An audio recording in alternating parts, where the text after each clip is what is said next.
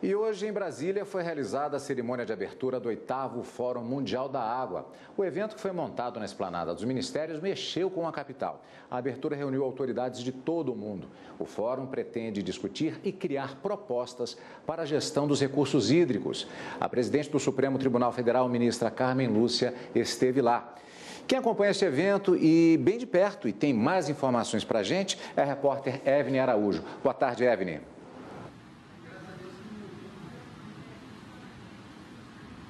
Oi, Cadu, boa tarde a todos que nos assistem. Pois é, a ministra Carmen Lúcia participou da mesa de abertura da Conferência de Magistrados e Membros do Ministério Público aqui do Fórum Mundial da Água. Além dela, participou dessa mesa a Procuradora-Geral da República, a Raquel Dodge.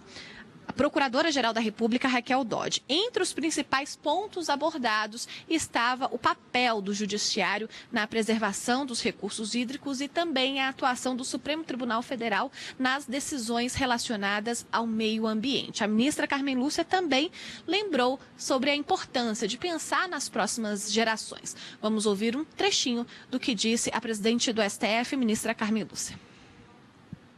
Eu acho que, em termos de águas e ambiente, o que foi destruído é possível e preciso refazer.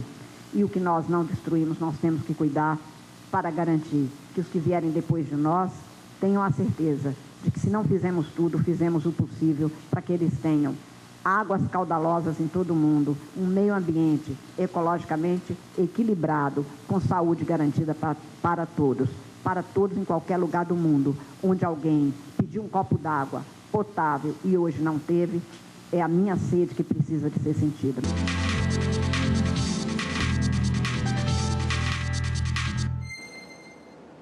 E para falar mais sobre o assunto, nós conversamos agora aqui no estúdio com o advogado Nelson Buganza, que é especialista nessa área de direito ambiental, mestre, doutor, né? Sim. Obrigada pela participação do senhor, em primeiro lugar. Obrigado, eu que agradeço. Agora, o seguinte, pela primeira vez um evento como esse é realizado no Hemisfério Sul. Qual é a representatividade disso para o Brasil? A representatividade para o Brasil é de extrema importância, porque pode parecer um absurdo, né? Que ninguém pensa nisso, mas a água tem tudo a ver com a economia. Quem detém água deterá com certeza o poder, porque ela é agricultura, ela é comércio, ela é indústria e principalmente a geração de energia. Ninguém vê isso daí, ninguém enxerga isso daí. E é de suma importância que esse evento esteja acontecendo no Brasil, porque o Brasil é um dos maiores detentores de armazenamento, rios de água doce do mundo. Agora, o Brasil ele tem uma situação paradoxal em relação à questão da água e que se fortalece mais ainda esse paradoxo com a realização do evento aqui no Brasil. É um país que tem uma situação interessante, boa do ponto de vista dos seus mananciais de água, mas ao mesmo tempo tem desastres ecológicos, como é o caso do Rio Doce, e também racionamento de água em várias das grandes cidades. E isso significa que talvez o Brasil ele não esteja num rumo muito certo em relação à conservação desse status de positividade em relação à água? Com certeza, Cadu. Por quê? É necessário políticas de manejo da água. Olha, só para você ter uma ideia, para se produzir 1 tonelada de aço, tá? Somente na questão da indústria, tá? Porque o que se gasta mais? Indústria e agricultura. Para se produzir algo em torno de 1.000 quilos de alimento, nós vamos gastar perto de 10.000 litros de água. Ou seja, mas o Brasil vem muito bem em função das suas reservas, dos seus mananciais. Só que é preciso cuidar exatamente disso que você falou.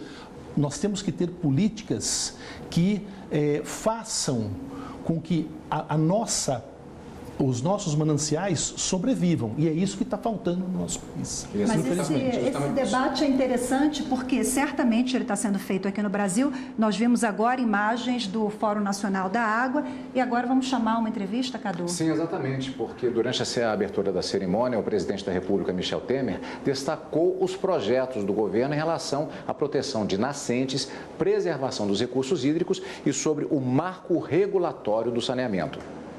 Lançamos um ambicioso processo de captação de recursos para a proteção de nascentes de 2 grandes bacias hidrográficas do Brasil. a do Rio São Francisco e a do Rio Parnaíba. Há comunidades que ainda lutam contra a seca. Daí, nosso empenho, senhores e senhoras, na transposição do Rio São Francisco. Trata-se de projeto antigo que agora estamos finalizando. Estimamos que sejam beneficiados no total, quando as obras estiverem completas, cerca de 12 milhões de brasileiros no Nordeste do país. E ao realizar essa, que é a maior obra da infraestrutura hídrica do Brasil, lançamos o programa Novo Chico, dedicados à revitalização do Rio São Francisco. Nossa atenção volta-se com muita naturalidade para o saneamento, em que tanto ainda resta por fazer. Nós estamos ultimando o projeto de lei com vistas a modernizar nosso marco regulatório em saneamento e incentivar novos investimentos. O que nos move, naturalmente, é a busca da universalização desse serviço básico. Agora, como nós vimos aí agora na entrevista do presidente Michel Temer, o Brasil tem vários projetos de avanço nessa área, né? Mas a conscientização da população também é fundamental e eu acredito que a população está mais consciente a partir dessas crises hídricas aqui no Brasil. Com certeza, né? O que acontece na realidade? Nós temos que tratar essas gerações que estão aí, na realidade, aonde? No ensino fundamental e no ensino médio, principalmente, certo? A questão do marco regulatório, o Brasil está no caminho correto, mas nós precisamos parar com uma mania que eu vejo muito grave no Brasil, achar que uma lei resolve tudo. E esse não é exatamente isso. Nós temos que conscientizar a população. As leis são boas? No Brasil, as leis são boas. Porém, o que falta realmente é conscientização, mais conscientização. Ainda bem que a conscientização vem chegando, mas por que a conscientização vem vindo? Em função das crises hídricas, porque passou São Paulo agora recentemente e pelo que passa Brasília neste momento.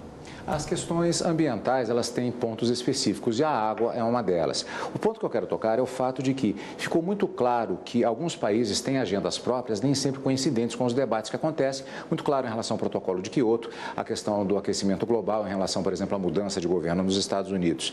Com relação à água, é difícil se fazer a determinação de uma agenda ou essas questões políticas internas das nações, elas acabam interferindo também? Olha, elas acabam interferindo, é óbvio, né? Mas veja só,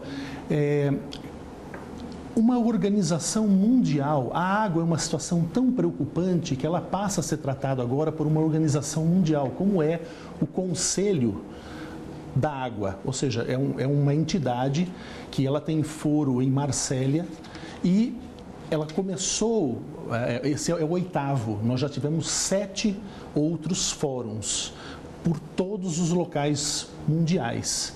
E isso é muito importante porque esses fóruns também trazem o debate, essas questões políticas, que elas são de suma importância, como, por exemplo, a questão, querendo ou não, nós temos que conscientizar as grandes nações, porque elas é que consomem a maior quantidade de água. E 2/3 da população mundial já não tem água. Há uma séria questão acerca disso. Em torno de 60 países no mundo, não tem fonte ou mananciais de água. Isso é muito sério. Só para você ter uma ideia, eu só queria destacar a questão do Kuwait, por exemplo. O Kuwait é um pequeno país do Oriente Médio. O Kuwait extrai a água do mar. Dessalinaliza a água, né? Ou seja, tira o sal da água, certo? Então, é só um exemplo para vocês terem uma ideia. Ora, Israel e os palestinos. O maior debate, a maior guerra existente não é a de raças. Os israelenses detêm o poder porque detêm as fontes de água e os palestinos não detêm água. Agora, desculpa, Cadu, ele comentava aqui antes da entrevista começar que em 50 anos a gente não tem mais água, se não cuidar. Se não cuidar, em 50 anos, em função da poluição, daquilo que o próprio presidente Temer colocou aí, a questão do saneamento básico, que uma coisa está intimamente ligada à outra. O saneamento básico, né? Ele está intimamente ligado, porque sem saneamento básico nós estaremos poluindo os mananciais de água. Isso é indubitável. E em 50 anos nós corremos o risco de, no Brasil, nós estarmos também com deficiência em água. Cadu quer fazer uma última colocação, né? Eu ia fazer uma pergunta, bom, rapidamente, doutor, o nosso tempo já está muito apertado, esgotado praticamente. Pode sair alguma coisa positiva desse encontro ou podemos ter uma frustração como aconteceu aqui em relação ao protocolo de Kyoto, por exemplo? Eu acredito, com todo respeito, já que é para ser bem objetivo, que nós teremos uma grande frustração. Não tenho, em função, água é poder e economia. Nós temos que começar a pensar nesse sentido. Água é poder e economia. Não tenham dúvidas de que quem detém a água deterá o poder. Doutor, muito obrigado pela sua participação e vamos continuar acompanhando, rezando para que os resultados sejam positivos. Obrigado. Obrigada e até a próxima.